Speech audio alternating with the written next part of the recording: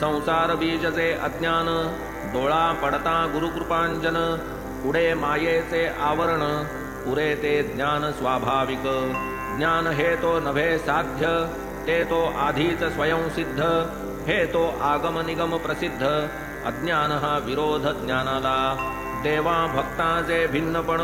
हेच मूळ अज्ञान विलक्षण तया अज्ञानाचे निरसन होताच पूर्ण ज्ञान उरे दोरापोटी सर्पा जनन हे तो शुद्ध स्वरूपाज्ञान स्वरूप उपदेशे निरसे अज्ञान उरे ते ज्ञान दोराचे पोटी सुवर्णवरी काट काटापोटी लखलखाट परी तो भावया लागी प्रकट हव्यवाटची आवश्यक माया मूळ देह जनन अदृष्टाधीन देहाचे चलन द्वंद्वे सर्व अदृष्टाधीन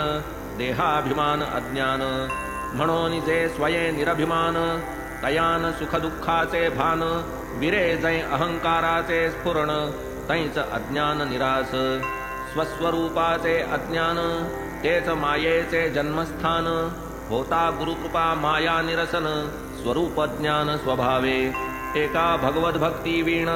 किमर्थ इतर साधनी क्षीण ब्रह्मदेव ही माये अधीन भक्तीच सोडवण तयाही हो का ब्रह्मसदन प्राप्ती भक्ती वाचूनी नाही मुक्ती तेथेही चुकल्या भगवत भक्ती पडे तो पुनरावृत्तीत